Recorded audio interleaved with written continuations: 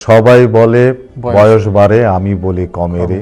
বাংলা সিনেমার অন্যতম সফল অভিনেতাদের একজন ইলিয়াস কাঞ্চন। রেকর্ড সৃষ্টিকারী সিনেমা বেদের মেয়ে জ্যোৎস্না সহ তার ঝুলিতে রয়েছে অসংখ্য ব্যবসা সফল ও নন্দিত সিনেমা। জাতীয় চলচ্চিত্র পুরস্কারের পাশাপাশি এই অভিনেতা পেয়েছেন রাষ্ট্রীয় সম্মাননা ২১ পদকও। তুমুল জনপ্রিয় এই অভিনেতা এখন গুরুতর অসুস্থ রয়েছেন জীবন মৃত্যুর সন্ধিক্ষণে। দীর্ঘ ১৫ মাস লন্ডনে চিকিৎসা নেয়ার পর অবশেষে দেশে ফিরছেন কিংবদন্তি এই অভিনেতা। ব্রেন টিউমারে আক্রান্ত হয়ে গত বছরের এপ্রিল থেকে যুক্তরাজ্যের লন্ডনে চিকিৎসাধীন রয়েছে নিরাপদ সড়ক আন্দোলনের চেয়ারম্যান ইলিয়াস কাঞ্চন। সেখানকার হাসপাতাল ও মেয়ে ইমা ইসলামের বাসায় থেকে চলে তার চিকিৎসা। AKS অর্জন করল গিনেস ওয়ার্ল্ড রেকর্ডস।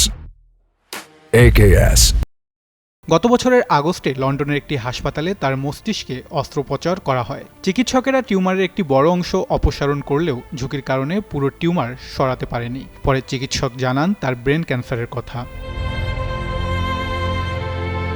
তবে তার এই দেশে ফেরা বেশি দিনের জন্য নয়। ইলিয়াস কাঞ্চনের ঘনিষ্ঠ সূত্র হতে জানা গেছে ১৪ আগস্টের আগেই তাকে আবার লন্ডনে ফিরতে হবে, কেননা ১৫ আগস্ট সেখানে তাকে পুনরায় পরীক্ষা নিরীক্ষা করা হবে।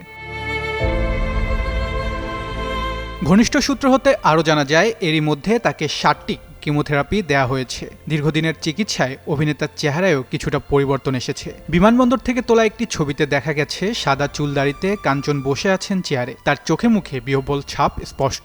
পরিবারের সদস্যরা জানান এতদিনের চিকিৎসায় আশানুরূপ উন্নতি হয়নি অভিনেতার। তবে লন্ডনে তাকে সর্বোচ্চ চিকিৎসা সেবা দেয়া হচ্ছে, কিন্তু তিনি দেশে ফেরার জন্য ব্যাকুল হয়ে গেছেন। তাই পরিবার সিদ্ধান্ত নিয়েছে কয়েকদিনের জন্য তাকে দেশে আনার।